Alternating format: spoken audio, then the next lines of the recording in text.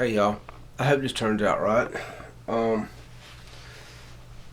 So let me give you the background of it, and then we'll lead up into it. I have something here that I find very interesting. So this is a borrowed item. I'm being allowed to put it on video. My friend said he didn't want to be in the videos, so cool. He's gonna let me borrow it. And my friend is not older than me, a little bit younger than I am. But age ain't the point of this. The point is, he has an ability that I dream of. He's got a place where he's able to camp on his own property, hunt on his own property, fish on his own property. That's my dream. I'm trying to find me a place where I can do that. It ain't here where I'm at.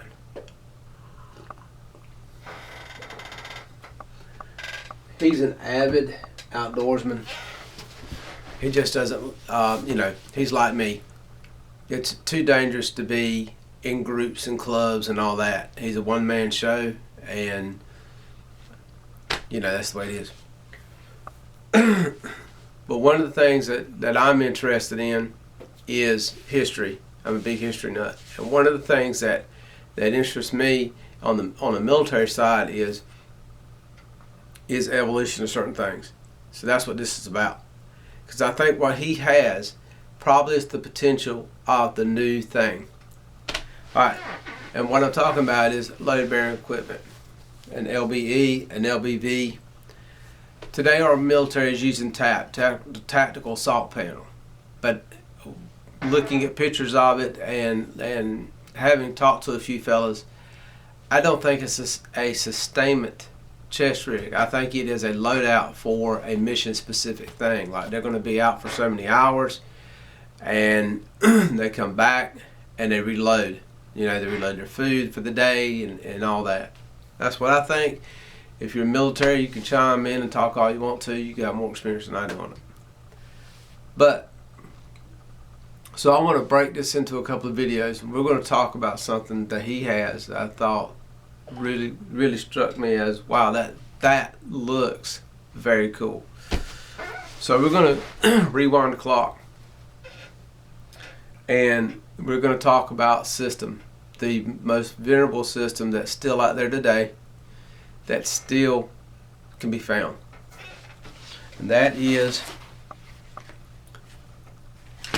now I got a bunch of stuff on the floor. I've taken this is Alice gears, everyone knows. I've taken everything apart, and because I'm trying to break it down to where we see the evolution of stuff. Alice pouches, Alice belt, Alice canteen cover, Alice gear. And it's kind of a comparison also, this versus the other. So, and I don't believe the comparisons are actually true. Alright, but here goes. We all know that Alice gear, you have to have a frame. So you got a belt, and you have, with that belt, you have a suspender system. Now this is the Y system, Y harness, belt. So the first thing you do is you size your belt to your waist. Then you size your harness. Then you, well, let me back up. This is the way I was taught, so I'll tell you how I was taught. I was taught to first size the belt to my waist, then lay the belt out and start laying pouches. Start laying your pouches on your belt without the Alice clips. We'll get that in a second. Without setting it up, and see where you think the placement is that you'd like. Then taking your Alice clips and mounting that to your belt, and then put the belt on. And if it doesn't fit you right, take everything back off and get it to where it fits right. And once you have that done, then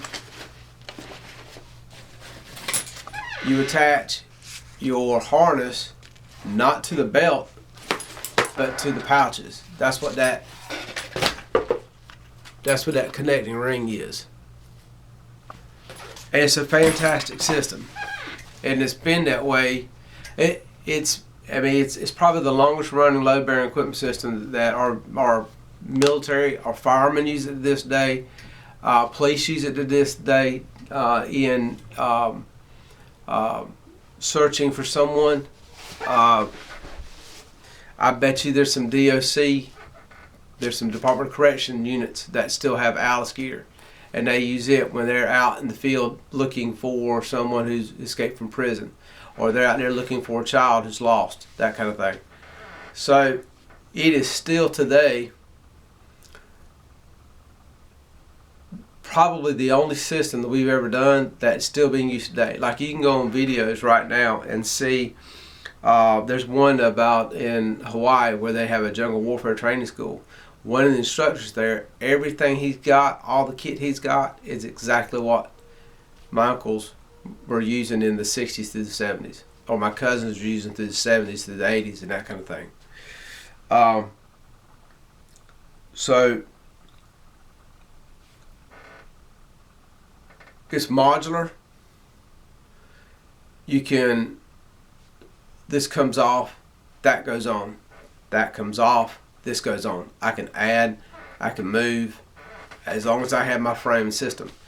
Now, the frame and the system, lightweight, okay, and it's breathable, and it, when it gets wet, we'll talk about that in a second. It does have padding right there. It's not padded like I've seen some other stuff, but it's got padding on there. And it's just a great system. If anyone has one of these, hands down, they're not going to go wrong. That's why I have one. But now we're going to talk about some negatives. So one of the negatives to the Alice gear, we're going to start with I'm trying to break it down in frame and all that. So we're going to talk about frame. Frame for me is the belt and the harness. Now, if you notice on the belt, your adjustments are made here. Okay? And on the belt, you have your, what I call, grommet attachments. They go all the way around the belt. Here's the problem with that. The problem is, these stupid things right here pop off. And once they pop off or they get deformed, because this metal is not the most rigid, it's very soft metal. Once it pops, it's done. You're not going to get it back. So for someone to use this, you have to be conscious of that, because unlike a person in the military, they can't just go to the supply and go, this is broke, okay, here's your new one, sign that out, if that's what they're doing. But that comes in different flavors too. Belt buckles. So this is the one that I prefer. I just prefer the plastic. The other one, this is a bit older. The older one uses this. So it's a metal buckle, and it's got basically a hook, and hold on a second.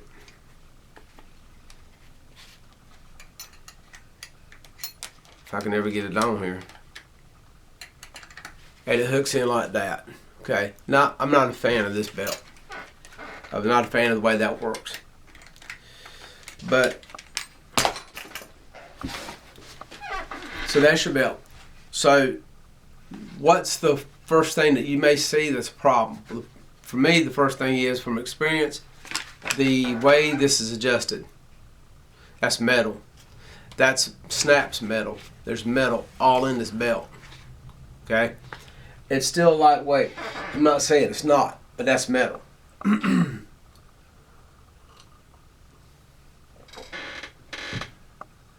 That's metal, and this is fabric. This is or nylon. And so there's weak points all in this belt, because you have to have that for attachments. when this is in a bad environment, such as the rain, the extreme heat, the extreme colds, crap happens. Okay. Now, in my world, not so much. I'm talking about the reality of it, not the guy like me who's 53 years old who uses this to go camping. Okay. So there's the negative to the belt. Now the negative to the harness. So the harness attaches to the magazine pouches by these hooks. Okay. This unlocks, as you see, and it goes into the magazine pouch. We'll use this big pouch right here. It goes in the magazine pouch. And then you simply lock it. Now the problem with that is this is metal connected to metal. And if you're trying to be quiet,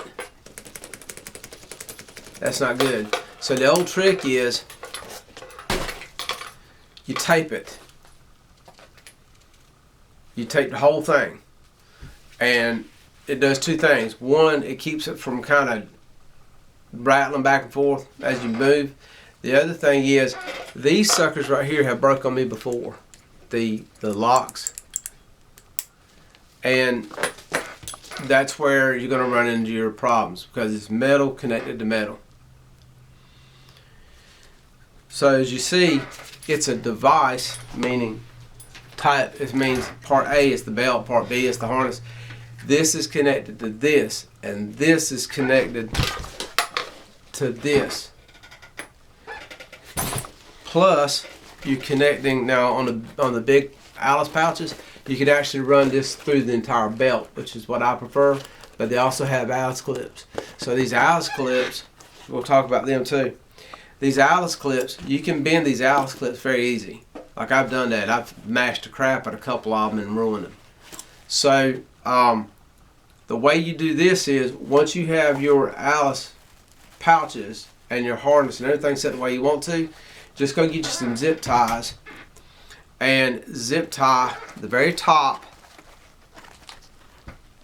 Let's see this come through good. There's a, I hope you can see it. Probably not. I don't have the best lighting here. But there's a ring right there. So you'll put the zip tie through it, and you'll zip tie it down. And then you'll cut the end. Put a little bit of heat on it. And then what I would do is I would tape it also. And the reason why I would tape it is because if it's got sharp edges and you're walking, you could get cut. I would just tape it. That's just me. Canteen pouch, Alice gear, mounts. Same way to the belt. Put a zip tie, tape. Great piece of kit. These things right here are multi-purpose pouches, by the way. These things right here are better than majority of the multi-purpose pouches I've come across. You can do all kinds of things with these. Then you got the large boys. Now this one right here is always mounted to my pack. So what am I getting at? Oh, so let's talk about the magazine pouches. I have a couple of types here. So I have a couple of types. So as you see, it's hollow in here, right? But it's not supposed to be. Someone, and you see these they cut their dividers. Okay, that's made for you to put your magazines in. The dividers can get in the way, hindering you putting your magazine in. That's why they cut them. Using these, they are made for the Venerable Stenogmag, the aluminum body. They don't work well with Magpul magazines, and they don't work well with a lot of polymer magazines. The best ones that I've seen that work for these are Lancers, because of the body. So if the body's is a strong but good thin body. So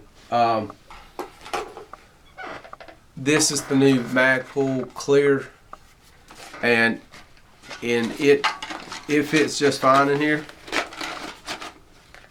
Okay, and it will close, so you can close it. So, what is the Achilles heel to Alice gear? It's the way everything works as far as attaching it. That's where Molly beats Alice gear.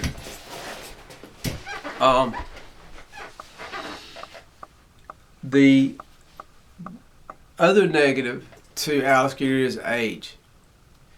It has been around for a long time. Okay, when my daddy was in the service, he was issued a Browning automatic rifle, so he wore a type of Alice gear.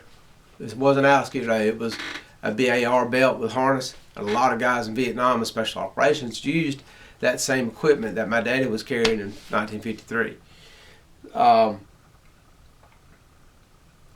So it's the age, it's the technology that made it. That's the biggest Achilles heel of it. The positive side to it is there's still unissued pouches, belts, harnesses out there that can be found. You got to do some hunting. You can go to some G.I. Joe, some Army Surplus stores, and you can find some equipment. The bad thing is, some of it is wore slam out. It's not even worth the purchase. The other positive is, the big positive is, I got all that well under $100. You can go on eBay and find your pouches. You can hunt around with people like me who has excess, which is I do, which some of this stuff is going to go on the chopping block if the other thing that I'm about to show you works. Now we're 17 minutes into this video, and I'm very sorry that I took so long, but I'm trying to be precise in what I'm trying to think and say to you and show you the benefit of Alice gear over a chest rig. I'm not a chest rig fan. The chest rigs that I have used in the past, they were only for one thing. They carry magazines, and they carry one GP pouch, and they carry a medical pouch, and that's it. And everything else was on your back. Studies have shown, medical studies, that I believe are true. Now, if you don't believe in medical studies, I absolutely agree. I think some of that too is politics. But they've shown that people who are like our military that are using the tactical assault panel, prolonged use, you suffer neck injury, shoulders, back, from the weight always here on the chest. That because I mean they're carrying everything, including the kitchen sink, plus what they got on their pack. And I just don't see, like a lot of what I'm seeing, trying to research is every time I'm reading up on it, it's all about the magazines. So they're stacking magazine on top. Then they got their IFAK, they got a GP pouch, then they got some water on their hip, etc. So,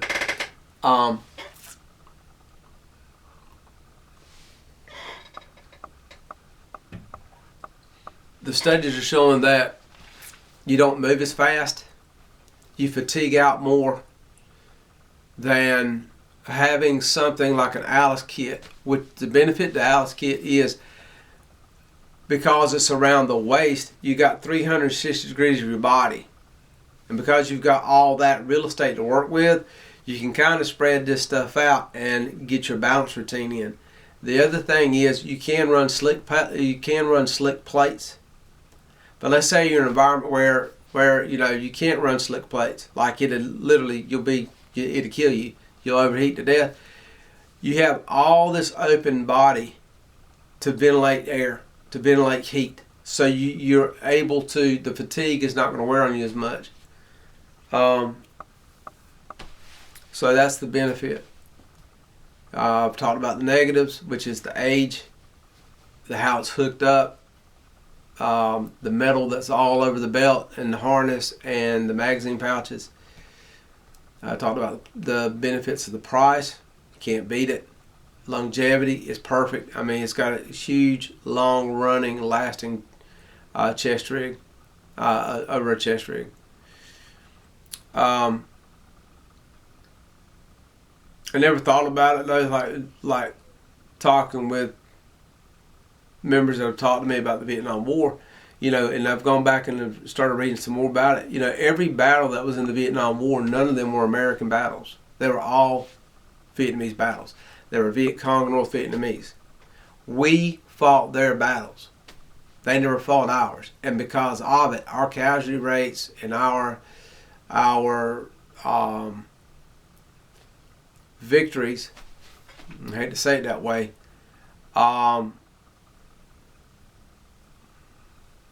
were lessened. Ground taken is ground given back. And so the North Vietnamese and the Viet Cong, they would set up their battlefield. They would have pre-stored caches of ammo, food, water, all the things that's needed to keep you in the field. They would have their reservists already in line to replace the guys that are wounded and put them on the line. They had all this stuff in play. Then they would initiate something, and here comes the Americans and the South Vietnamese to their battle. So the advantage is they've already got it. And because of that, the chest rig for them is perfect. Because, they got a rifle with a mag, they got 3 magazines, and they got a medical and water. And when those magazines run out, they simply are resupplied because they've got their cash already there. So they can be fast, light movers. Whereas the Americans, they were not. They were carrying the entire world on their back. And the materials they used then were actually not as friendly to the wearer as Alice-Gear is. So, Alice-Gear is the child to what they carried. I forgot the designated name. I think it was an M1956 load-bearing equipment or something. But anyways, coming up, I have the part 2 to this, and I think there might be something to this one that I think it may replace some TAPS gear. Let's hope. I think it should. Get back directly.